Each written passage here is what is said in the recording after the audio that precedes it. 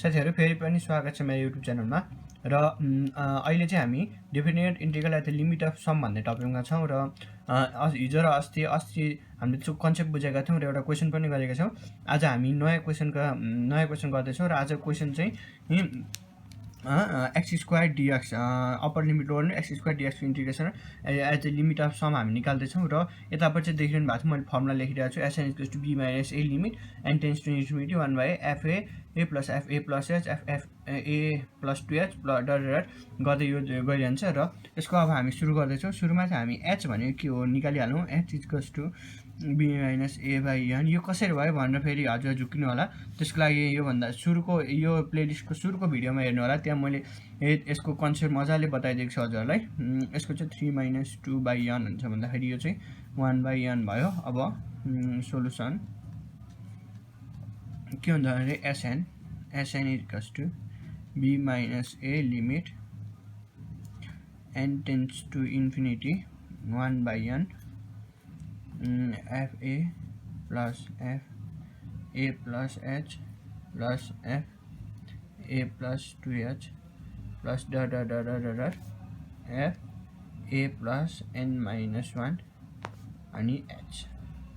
हो। यति भइसकेपछि साथीहरु अब b माइनस a भने हामीलाई थाहा छ किनकि 3 माइनस 2 भनेको त सधैँ 1 हुन्छ अनि 1 नलेखिने हुन्छ, त्यही भएर इन्फिनिटी 1 बाइ n। अब f a भनेको साथीहरु a भनेको हामीसँग के छ भन्दा 2 छ, यहाँ a भनेको 2 दिइरहेको छ। अब चाहिँ हामी के गर्छौं भन्दा f2 plus f a plus h भनेको 1 बाइ n साथीहरु 1 बाइ n प्लस f यो चाहिँ 2 हो साथीहरु 2 plus 2 into 1 by n plus dot f 2 plus n minus 1 upon n। यति भइसक्यो साथीहरु। अब के गर्ने भन्दाखेरि limit n tends to infinity limit n tends to infinity 1 by n f2 भनेको साथी के हुन्छ 2 स्क्वायर हुन्छ प्लस यो भनेको 2 प्लस 1 बाइ n को होल स्क्वायर हुन्छ प्लस यो भनेको 2 प्लस 2 बाइ n को होल स्क्वायर हुन्छ प्लस डट यो भनेको 2 plus n minus 1 by n को होल स्क्वायर हुन्छ। होल स्क्वायर भइसकेपछि अब के हुन्छ भन्दाखेरि limit n tends to infinity 1 by n 2 square को 2 स्क्वायर भयो साथीहरु। अब यसलाई चाहिँ के भन्दा a plus b whole square को फर्मुलामा खाली के हुन्छ 2 square plus 4 by n plus 1 by n square plus यसलाई खोल्दाखेरि के हुन्छ 2 square plus 8n plus 4 by n square plus dot साथीहरु प्लस 2 स्क्वायर यसको हुन्छ 2 to the 4 n minus 1 upon n हुन्छ अनि प्लस के हुन्छ n माइनस 1 अपन n को होल स्क्वायर हुन्छ। बुझ्नु भएको छ नि यतिसम्म। यो a plus b whole square को फर्मुलामा खोलेको मात्रै हो हामीले। अब यसमा के हुन्छ भन्दाखेरि limit n tends to infinity 1 by n। अब हेर्नुस् साथीहरु यहाँ पनि 2 स्क्वायर सबैमा 2 छ नि, यो 2 गइरहन्छ कहाँसम्म गइरहन्छ भन्दाखेरि n सम्म गइरहन्छ। त्यो भनेर 2 स्क्वायर चाहिँ n सम्म गइरहन्छ भने चाहिँ यो चाहिँ 4n हुन्छ प्लस अब हेर्नुस् साथीहरु यहाँ पनि 4 बाइ n छ 8 by n 12 by n 16 by n हुँदै गइरहन्छ नि, कहाँसम्म गइरहन्छ भने 4n माइनस 1 अपन n सम्म गइरहन्छ। त्यही भएर हामीले यहाँबाट 4 अपन n कमन लिउँ न है। अनि बाँकी के हुन्छ भन्दाखेरि 1 प्लस 2 प्लस 3 प्लस डट के हुन्छ n माइनस 1 सम्म बाँकी हुन्छ। यो भयो नि साथीहरु। अब हामी फेरि हेरौँ है, यहाँ 1 अपन n स्क्वायर छ अनि 4 अपन n स्क्वायर। अब फेरि 1 upon n square 4 upon n square 9 upon n square अनि गइरहन्छ साथीहरु। यो पनि कहाँसम्म गइरहन्छ भन्दा n minus 1 upon n square सम्म गइरहन्छ। त्यसैले अब यसमा फेरि हामी के कमन लिउँ भन्दा 1 अपन n स्क्वायर कमन लिउँ न है साथीहरु। यो चाहिँ एउटा भयो 1 अपन n स्क्वायर कमन लिइसकेपछि के हुन्छ भने साथीहरु 2 square plus 4 square plus dot कहाँसम्म जान्छ भन्दा साथीहरु n माइनस 1 को स्क्वायर सम्म जान्छ किनकि n स्क्वायर कमन आइसक्यो साथीहरु यसको अनि n माइनस 1 मात्रै बाँकी हुन्छ नि त, त्यही भएर यो यस्तो भयो। अब यस पछाडी के हुन्छ भन्दाखेरि limit n tends to infinity 1 upon n अनि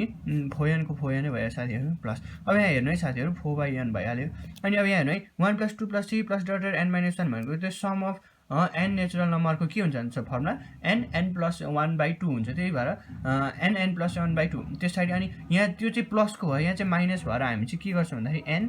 n minus 1 by 2 formula use गर्छौँ माइनस र प्लसमा मात्रै फरक हो साथीहरु प्लस 1/n स्क्वायर भयो अब स्क्वायरको फर्मुला के हुन्छ भन्दाखेरि n -1 2n - 1/6 हुन्छ हैन त त्यो चाहिँ प्लस हुन्छ त्यो चाहिँ प्लस भएर प्लस भयो यहाँ चाहिँ माइनस सम्म छ भने चाहिँ हामी चाहिँ माइनसको फर्मुला युज गर्छौँ साथीहरु n